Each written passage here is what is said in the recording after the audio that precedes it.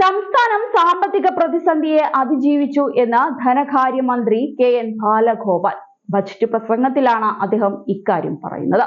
കേരളത്തിന്റെ ധനസ്ഥിതി മെച്ചപ്പെട്ടുവെന്നും അതിവേഗ വളർച്ചയുടെ ഘട്ടത്തിലാണ് ഇപ്പോൾ കേരളമെന്നും പറഞ്ഞുകൊണ്ടാണ് ധനമന്ത്രി ബജറ്റ് അവതരണം തുടങ്ങിയത്. പ്രതിസന്ധിയെ അതിജീവിച്ച് കേരളം ടേക്ക് ഓഫിന് തയ്യാറാണെന്നും മന്ത്രി പറഞ്ഞു. രാവിലെ മാധ്യമങ്ങളോട് സംസാരിക്കവെയും സംസ്ഥാനത്തിന്റെ ധനസ്ഥിതി മെച്ചപ്പെട്ടെന്ന വിവരം ധനകാര്യമന്ത്രി വെളിപ്പെടുത്തിയിരുന്നു. മെച്ചപ്പെട്ട ധനസ്ഥിതിയിലേക്ക് സംസ്ഥാനം മുന്നേറും. ധനഞ്ഞെരുക്കം സർക്കാർ ജനങ്ങളോട് തുറന്നു പറഞ്ഞതായി വിവരിച്ച ബജറ്റ് പ്രസംഗം സംസ്ഥാനത്തിന്റെ വികസനം പരിശോധിക്കുന്ന ആർക്കും സാമ്പത്തിക മുന്നേറ്റത്തിന് ടേക്ക് ഓഫിന് ഒരുങ്ങി നിൽക്കുന്നുവെന്ന് കാണാനാവുമെന്നും ധനമന്ത്രി എടുത്തു പറയുന്നുണ്ട്. വളർച്ചാ നിരക്ക് ഇനിയും മെച്ചപ്പെടും. പശ്ചാത്തല സൗകര്യ വികസനവും വികസന പദ്ധതികളും ഒരുപോലെ കൊണ്ടുപോകുമെന്ന് പറഞ്ഞ കെ.എൻ. ബാലഗോപാൽ കേന്ദ്ര സർക്കാർ നയങ്ങൾക്കെതിരായ വിമർശനവും ബജറ്റ് പ്രസംഗത്തിന്റെ ആദ്യഘട്ടത്തിൽ തന്നെ ഉയർത്തി.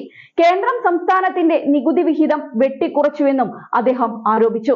അതേസമയം സംസ്ഥാനത്തെ ആരോഗ്യ മേഖലയ്ക്ക് ബജറ്റിൽ കൂടുതൽ കൈത്താങ്ങുമായിട്ടാണ് സർക്കാരിന്റെ വരവ്. 2025-26 വർഷത്തിൽ ആരോഗ്യ മേഖലയ്ക്ക് 10,431.73 കോടി രൂപ നീക്കിവെച്ചുവെന്നാണ് ധനമന്ത്രി കെ.എൻ. ബാലഗോപാൽ അറിയിച്ചിരിക്കുന്നത്. ബജറ്റ് അവതരണ വേളയിലാണ് ആരോഗ്യ മേഖലയിലെ പ്രവർത്തനങ്ങളെ കുറിച്ച് അദ്ദേഹം എടുത്തു പറഞ്ഞത്. കേരളത്തിലെ സൗജന്യ ചികിത്സയെക്കുറിച്ചും അദ്ദേഹം സൂചിപ്പിക്കുകയുണ്ടായി. പ്രവാസികളും നാടുമായുള്ള ബന്ധം പ്രോത്സാഹിപ്പിക്കുന്നതിന് ലോക കേരള കേന്ദ്രങ്ങൾ സ്ഥാപിക്കുമെന്ന പ്രഖ്യാപനവുമായി സംസ്ഥാന ബജറ്റ്. കേരളീയ ഭക്ഷണ വിഭവങ്ങൾ ലഭ്യമാകുന്ന ഫുഡ് കോർട്ടുകൾ, നാടൻ ഉൽപ്പന്നങ്ങളുടെയും കരകൗശല വസ്തുക്കളുടെയും വിപണനശാലകൾ, നാടൻ കലാരൂപങ്ങളുടെ അവതരണം, സമീപ ജില്ലകളിലെ വിനോദസഞ്ചാര കേന്ദ്രങ്ങളെ ബന്ധിപ്പിക്കുന്ന ടൂർ പാക്കേജുകൾ തുടങ്ങിയവ ലോക കേരള കേന്ദ്രത്തിൽ ലഭ്യമാകണമെന്നും ബജറ്റ് അവതരിപ്പിച്ചുകൊണ്ട് ധനമന്ത്രി പറഞ്ഞു. അടുത്തത് വിദ്യാഭ്യാസത്തിനൊപ്പം തന്നെ വിദ്യാർത്ഥികളെ തൊഴിൽ പ്രാപ്തരാക്കുന്ന പദ്ധതികളാണ്.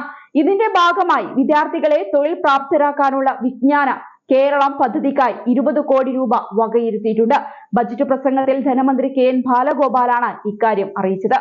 സംസ്ഥാനത്തെ അഭ്യസ്തവിദ്യരായ ചെറുപ്പക്കാരുടെ തൊഴിൽ ക്ഷാമത്തിന് കടിഞ്ഞാണിടുക എന്ന ലക്ഷ്യത്തോടെയാണ് പദ്ധതി വരുന്നത്.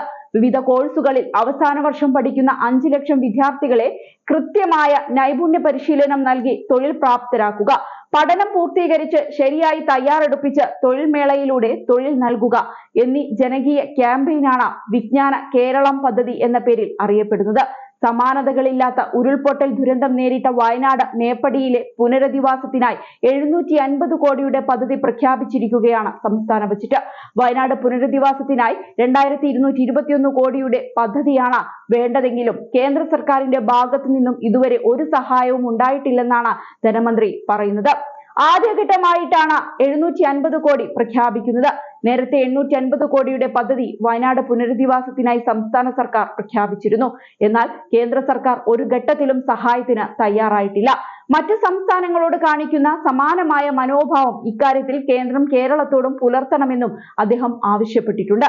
സംസ്ഥാനത്തിന്റെ ധനഞ്ഞെരുക്കത്തിന് കാരണം കേന്ദ്ര സർക്കാരിന്റെ ഭാഗത്തു നിന്നുണ്ടായ അവഗണനയാണെന്നും കെ.എൻ. ബാലഗോപാൽ ആരോപിച്ചു.